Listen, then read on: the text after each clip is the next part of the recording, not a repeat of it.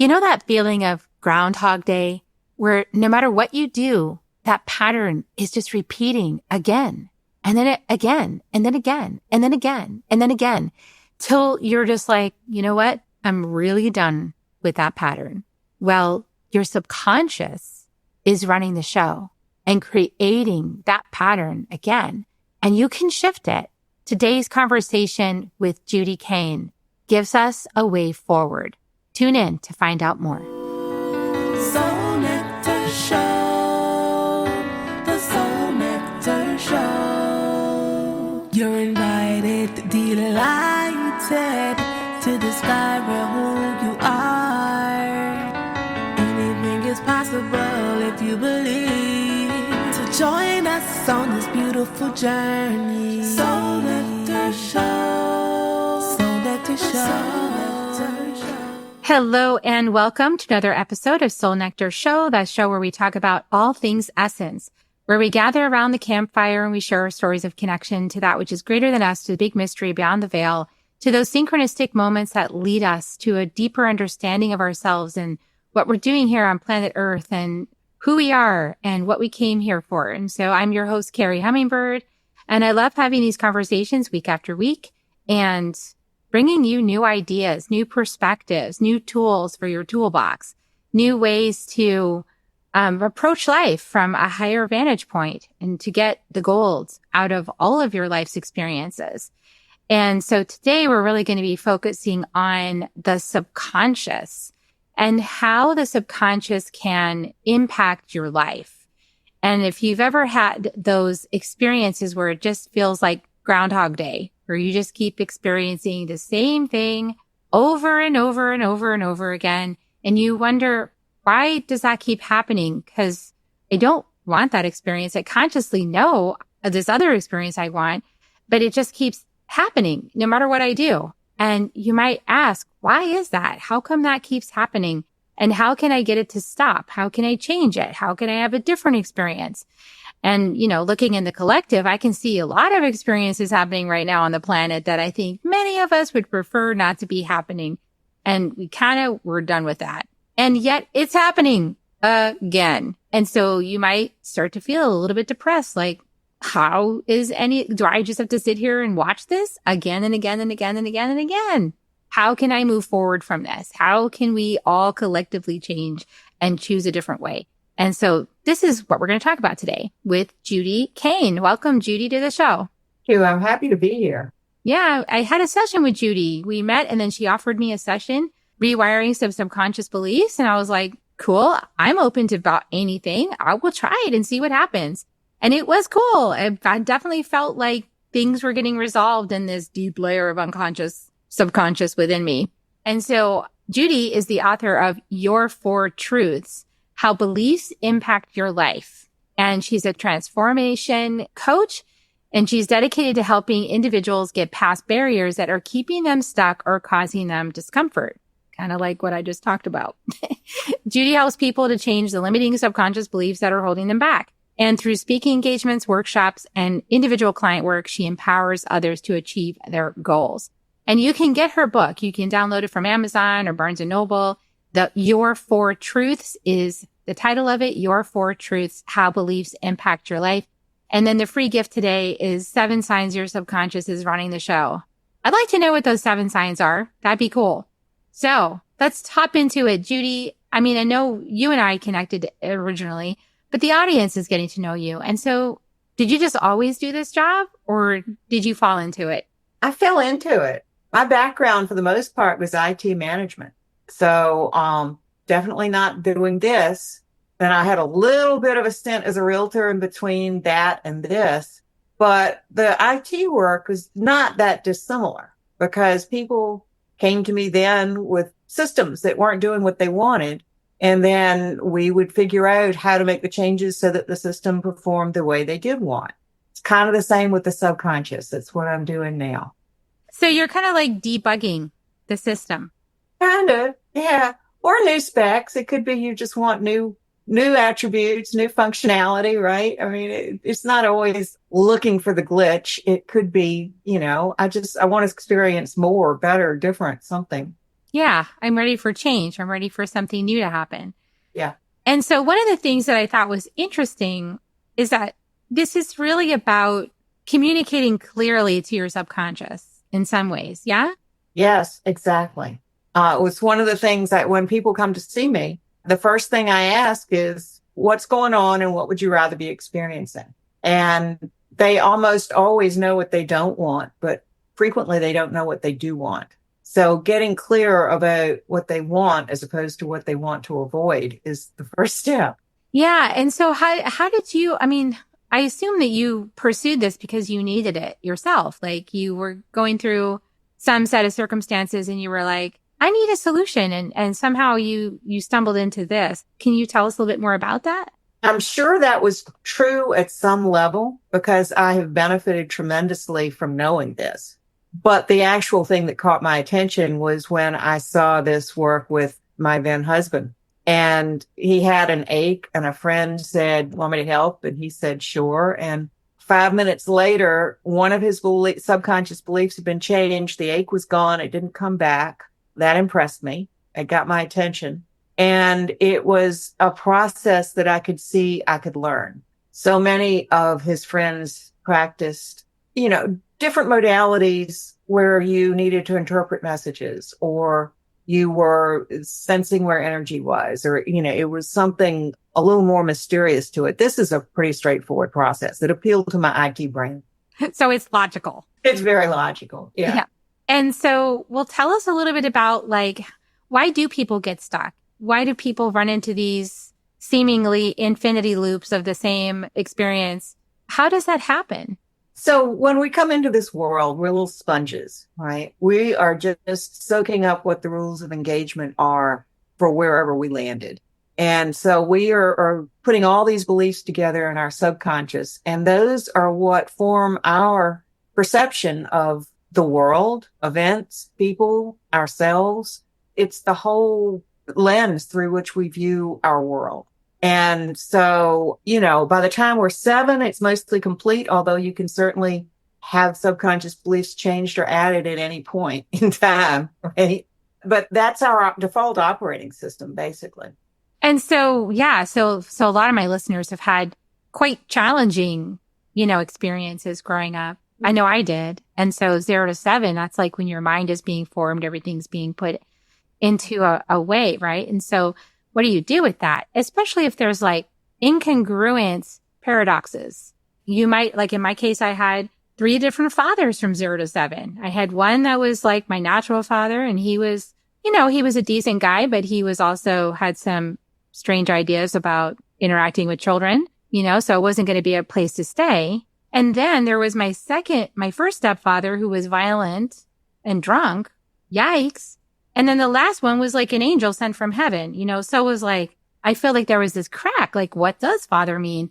What is a father? And then, I had the same mother through all of that. So there was like steadiness there. Right. So it's interesting. I've often wondered, what does that say about, what I think about the world?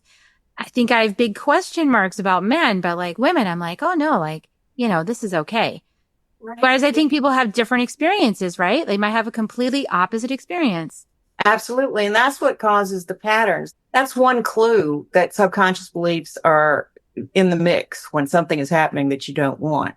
If you find yourself doing the same types of self-sabotage, or if you find yourself in the same type of relationship, even though, and it doesn't matter. It could be good or bad, right? I mean, it could be you say, I never want to do that again, or it could be that was wonderful. Whichever, it's subconscious beliefs that are part of the process of picking who you're going to be with next and how you behave in that relationship.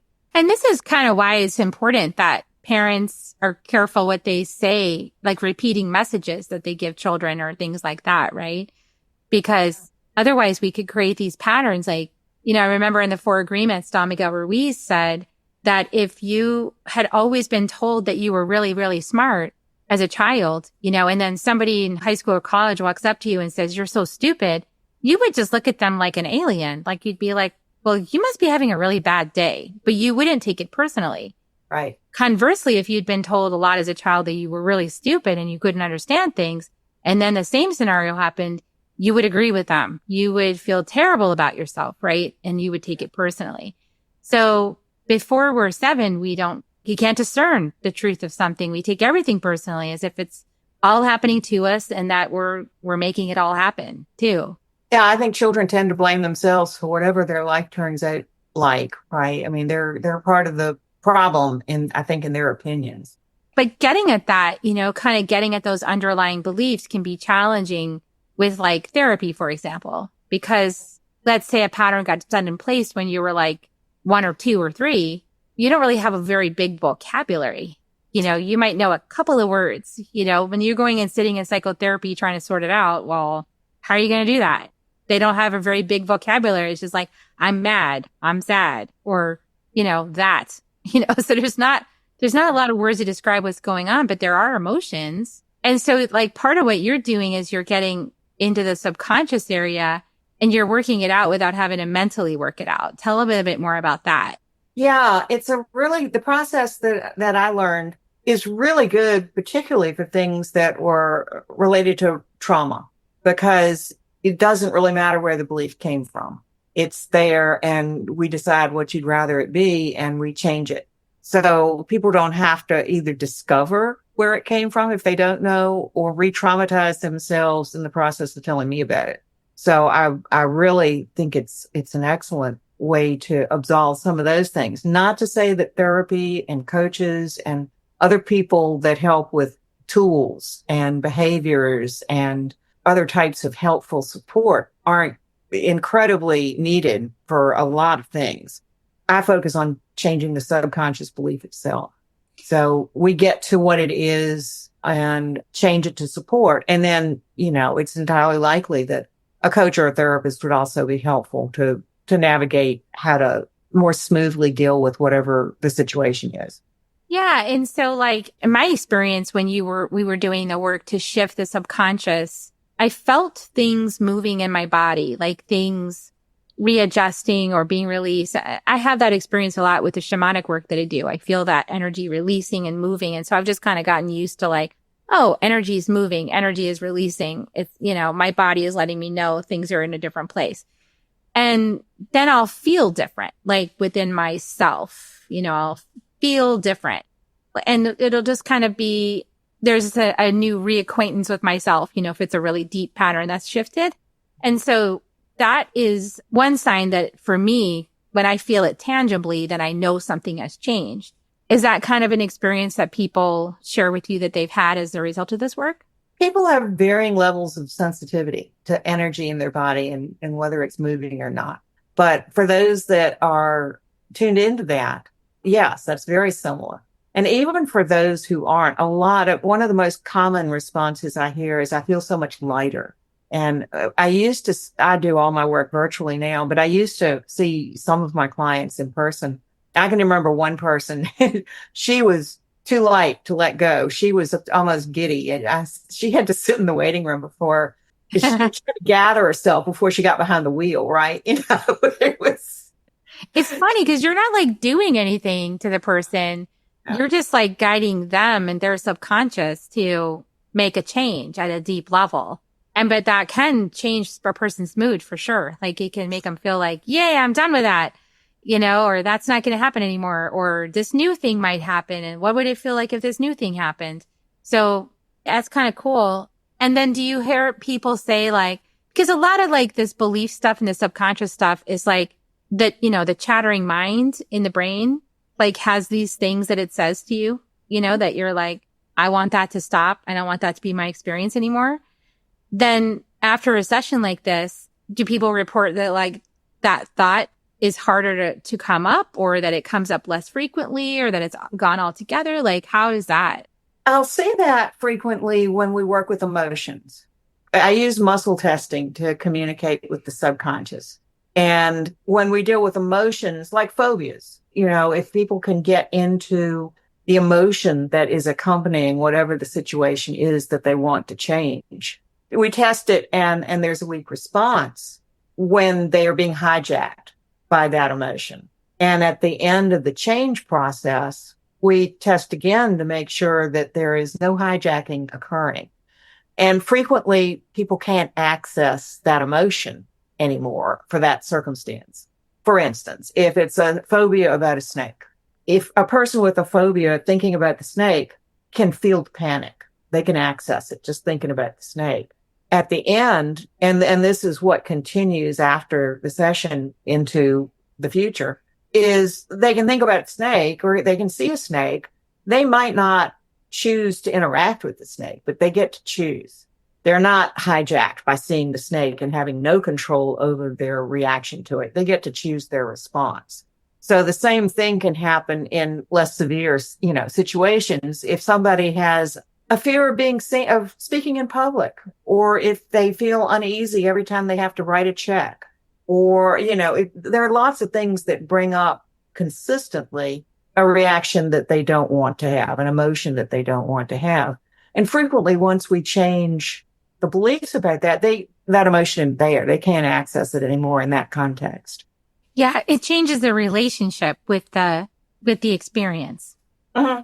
Absolutely. I mean, and that can happen a lot of different ways.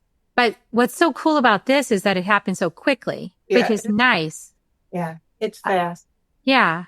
And, I've had one of my teachers was talking about how if you're in repulsion energy, since you brought up snake in the situation with that, if you're in the repulsion energy of something like, I don't ever want that experience again, or that was horrible, or I despise that, or whatever it is, that actually can pull it towards you because you've got charge around it. You've got a big charge with that energy.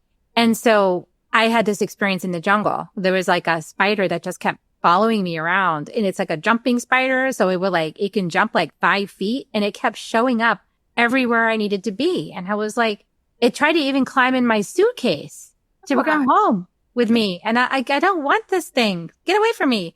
And I was in repulsion energy. And that's where we had just been having that conversation. And then my teacher was here's a husk of the spider. Cause one of those spiders, or maybe that one, I don't know, had shed its skeleton, right? Even putting it in my hand was ugh. But I just breathed through the experience, and I just was it's only a husk. It's just a husk. It's not even the spider. It's okay. And I just kept breathing, and then the energy around it shifted. And every time I've been to the jungle since, I've never had that experience again. No more spiders trying to climb in my suitcase. So tarantula. Yeah. I mean, this was one that if you bit you, it would be a bad time. You might not make it, So I was afraid of it. I had this deep, and who knows where that comes from. I could write a whole bunch of stories about it, maybe in some other life or maybe some ancestor. I don't know. It doesn't really matter. It just knows that I was in some reaction to that energy in a repulsion way, get away from me. And then the more I say, get away from me, the more I wanted to come. So it was I feel there's a lot of that going on right now in the collective, right? I think about all the people being rounded up, it's terrible. There's all these people just in the broad daylight, leaving their kids stranded on the sidewalk. They're being taken in a car by people who won't even identify themselves. That's terrifying. Or somebody trying to get into your house and kick the door open. This is all really personal space violations, right? And that can lead to a feeling of terror. And that feeling of terror, it's you don't want that. But if you're afraid, it's going to stir it up inside of you. And then you're going to be looking over your shoulder, everywhere you go, and you'll be getting a gun and I'm going to have to protect myself. So that's going to create more of that energy. Yeah. Whereas maybe it's just coming up me with my spider, because that's an old ancestral energy that, or maybe a past soul life, or maybe an ancestral experience that needs to be cleared right now. And you don't want to clear it by having to have it happen and then reactivate, have a new wound around it. So this would be one way, if people are really triggered, right, by watching that stuff on social media or on the TV, and they're seeing that happen. I know it's been upsetting to me. Then this is one way that they could move through it, right, and clear the charge around it so that maybe it doesn't have to be attracted into their space from the law of attraction. Right. Because whatever you focus on, you get more of, right? So part of it's redirecting your focus, and part of it could be changing your perception of what you're seeing. Because that's what we do when we write the subconscious beliefs, is it changes your perception. It doesn't change facts. But, some things don't need to look scary anymore, or don't need to make you feel inadequate or at risk, or, whatever the emotion is that you're experiencing, it's because of your beliefs about what's going on. There's no hard and fast truth about who a person is, right? It's your interpretation. Yeah, I'm hearing a lot of argument in my mind right now, but I'm just letting that be, right? Because, yeah. So if we can shift the inner experience of it, then we can potentially shift the outer experience that we're witnessing. Yes. Yes. And that's how we can be an influence rather than, because we can't change other people and what they're doing. And we definitely can't change things we have no control over. But we can advocate, we can shift our inner experience by doing work like this. And then we can listen for that aligned action. Or we can even say, like, what do I want to be experiencing anyway? Like, what if everybody that is not involved in some of these things we're witnessing changed our subconscious to be like, everybody's respected at all times. And our personal space is always respected and honored. And we're never violated by having somebody kick our door. And we're always like have a safe sanctuary to rest our heads in. And we always have food on the table and we're always provided for. What if like everybody who felt called created that reality by working on themselves and then created a collective field of that energy that would then become a predominant energy on the planet? Yes, absolutely. Because we're co-creating all of that. Back to the not being able to change other people, and we can't. But when you change yourself, your response to them is different, which then causes their response to you to be different. Right? So exactly. Yeah. I'm thinking about like this situation. Like I know from my research and my own experience looking into people who might violate someone's sovereignty, that part of the reason they do it is because they get off on the feeling of power, that they're like taking power over somebody else and pushing them down and this kind of thing. And they get off on that. Like it's a rush to them. But if you didn't respond in that way, they wouldn't get what they wanted out of it. It would lose its excitement for them. So like, that's one of the reasons why doing this work is super powerful. Rather than like engage the energetic that the people are doing that you don't want that to continue. If we don't engage it, then we're not feeding it. And if we don't feed it, we're taking the air out of the balloon of it. It's like, that's so boring. So, I mean, what I frequently see is mostly people come to me it starts out being something related to their business is the majority of people who come to me originally. But sometimes it's relationships and sometimes it's physical symptoms of stress and sometimes it's phobias. I mean, it's a variety of things. But with the relationship changes that we do, it's so interesting because the relationship will change when your beliefs about the other person change and about yourself change, right?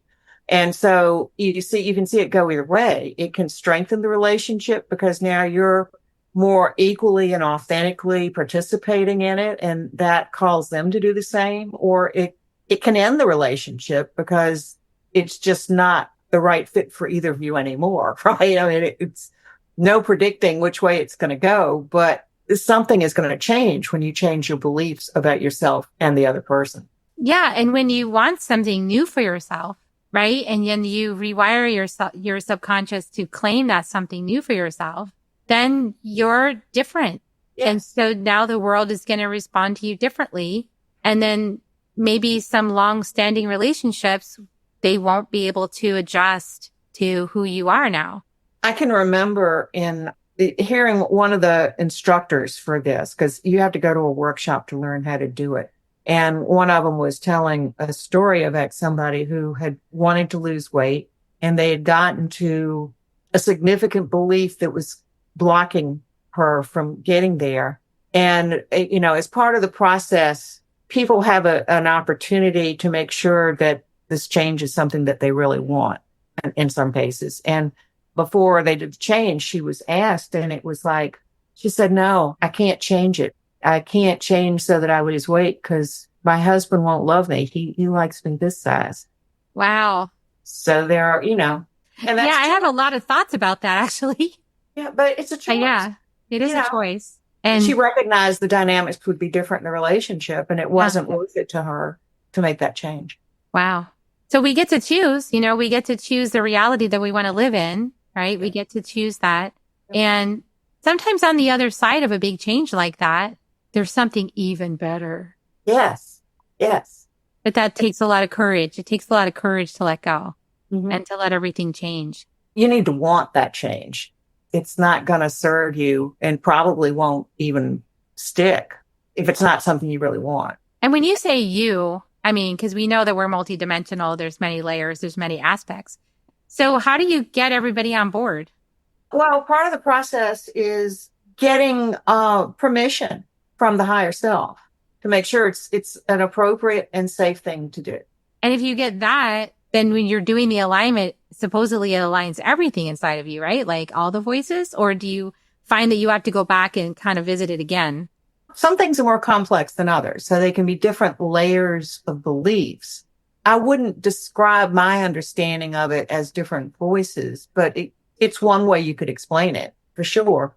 When you change it though, it's, when you change one of these beliefs because, well, I don't know if it's because, but it doesn't care where it came from.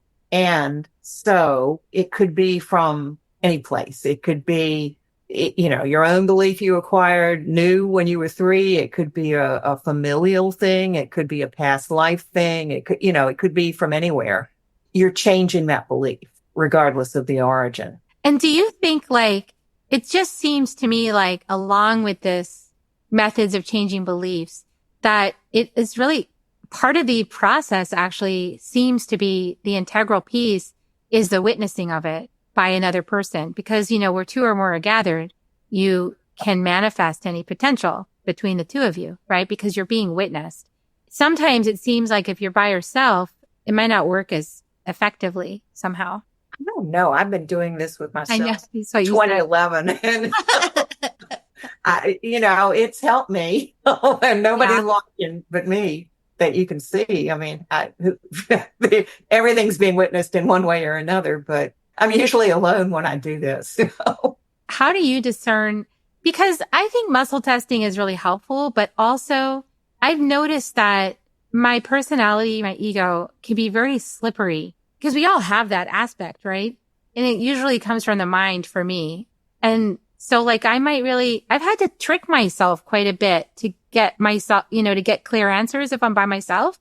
I have to write out the things on the slips of paper and then fold them all up so that I don't know what they say, and then use a pendulum to test which one is the best option or what's the most true. If I'm in that mode of my ego really wants it to be a certain way. Yeah. And then I'm trying to listen, is this appropriate change to make? How do I know if I'm really getting the right answer? Because if I don't have another person kind of bouncing or feeling it with me, I feel like my mind might just decide. So frequently what I've seen in workshops is people will change that belief that that muscle testing doesn't work for them, right? Okay. I mean, I think it works. I'm just saying.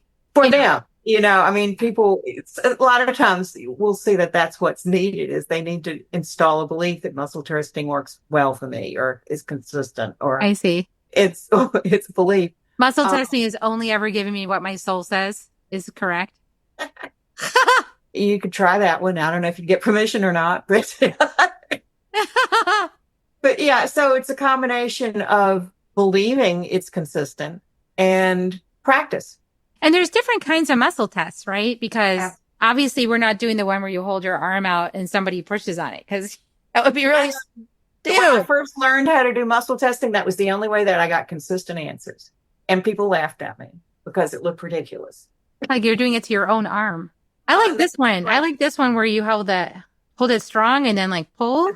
Mm-hmm. And it's strong, it's yes. And when it's weak, it's no. So it's yeah. And that one doesn't work for me. That one's really clear for me. Yeah. Yeah. So you got to find your own way that's consistent and then trust it.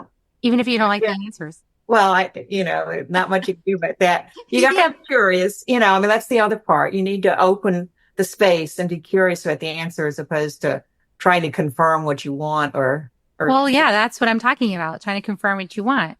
Yeah. Because I've gotten a lot of downloads about the law of attraction, for example, being a first step for the soul to get the personality interested in opening, because it's like, oh, I could get what I want if I open to this energy.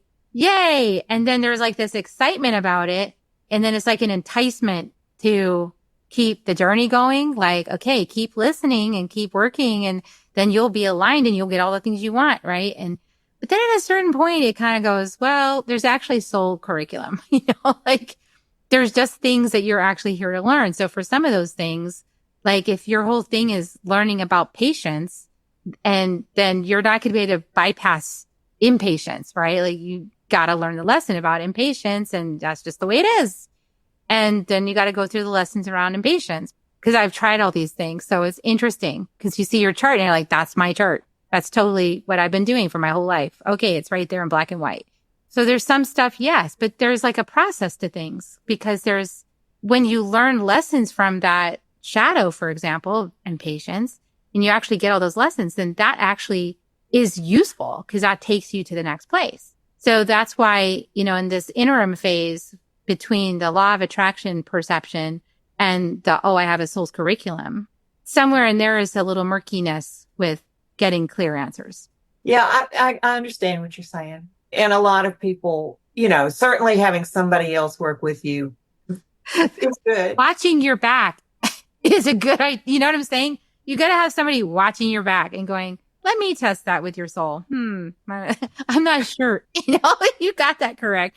The other thing is, if you're working with somebody else, sometimes they help you get to an answer you wouldn't have gotten to otherwise, right? Just with questions that they can ask, or the interaction of it can be very helpful to get some clarity around what is happening and what you might want to be happening.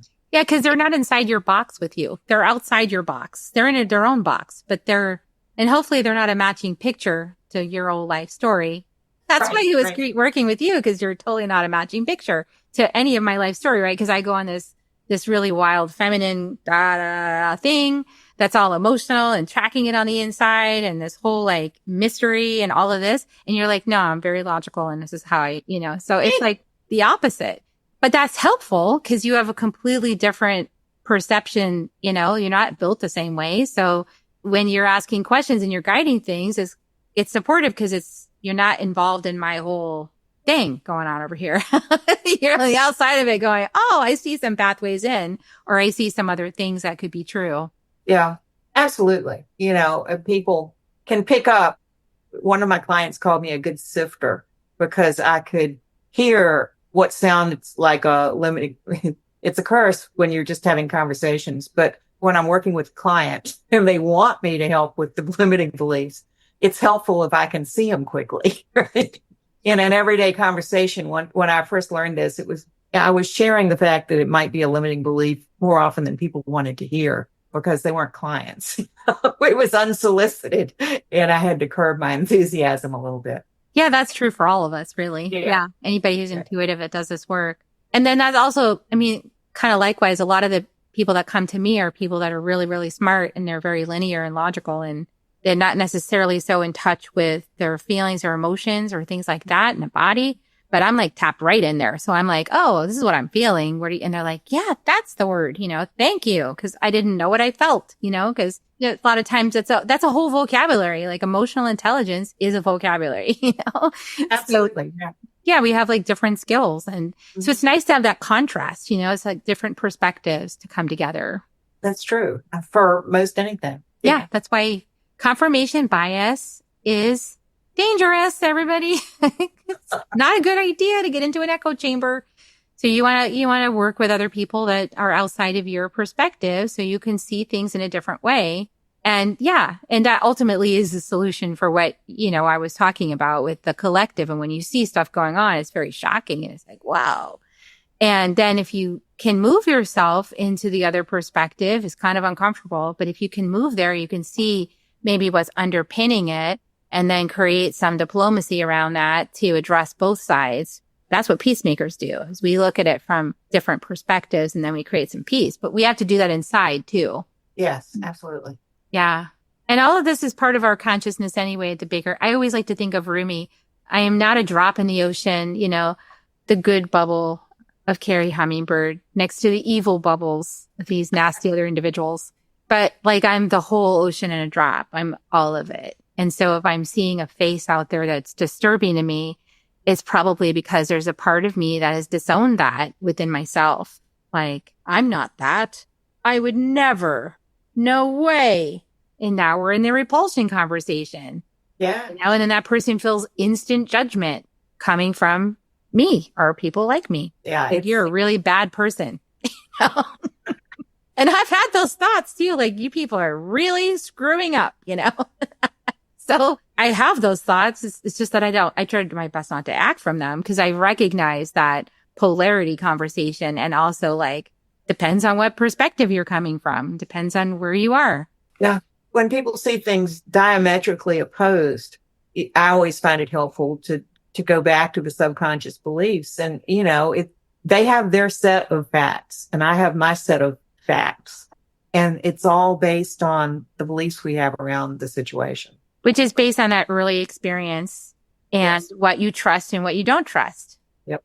Yeah. Which, unpacking it, is like, I had 3 very wildly different fathers, right? Which put a question mark, are men safe? So when there's a lot of men walking around in unidentified costumes with guns, massive weapons, pushing people down on the ground face first who are female, I have a reaction to that, like inside my body, because I watched that being done to my mom. So, I trusted the feminine because she was always there for me. She protected me from that. So now if somebody else has a different experience where their mom was never somebody that could be trusted, but their dad was, they would look at that situation and say, they're protecting us, even though they're beating up on a 16-year-old girl. So yeah, we have different perspectives. We see things in different ways based on our early experiences. How we experienced life makes a big difference into how we perceive things today. A huge difference. Yes. Yeah. Which is why we all have to slow down just a second, take a breath, do some rewiring of your subconscious beliefs with Judy here. And I would love everyone to do some subconscious rewiring around what kind of society we want to exist in. Like, do we want to exist in any kind of society where any person is being jailed or mistreated or any of that? I vote for the one that doesn't need that anymore. And then we can all be self-contained and process our stuff without taking it out on anybody else. That'd be really wonderful in my book. So if you want to join me in that, let's do it. That sounds like a beautiful place. I love that world. Yeah. Yeah. So beautiful. Well, I'm just going to remind you guys that you can find out more about Judy's wisdom. She wrote a book, Your 4 Truths, How Beliefs Impact Your Life, that you can get from Amazon or Barnes & Noble if you're boycotting Amazon, because I know some of you are. It's okay, whatever you're doing. And then free resources. There's a lot of free resources actually at her website, and I'm put the link in the show notes below. But the one I thought was interesting, you guys might like based on this conversation, was 7 signs your subconscious is running the show. And you can get that by signing onto her website. If you just scroll down, you'll find that free resource and put your information in, and then she'll email it to you. So really awesome work that you're doing in the world. And is there any last thing you want to offer people before we wrap the show? Just to get clear on what it is you really do want and know that you can change. You don't have to just accept things the way they are if they're not the way you want. You don't have to accept things the way they are if they're not the way you want. Just for all you Buddhists out there, just love you so much. Yeah. You don't have to accept it. Acceptance is a good skill, but you don't have to leave it there. You can actually transform it, you guys. You can change it to be what you want. Let's do that together, because we don't need another millennia of this, some of these patterns. Let's change it. And yeah, beautiful. So share this, like this, share it, subscribe, send comments, all the things, give it to somebody that might need it.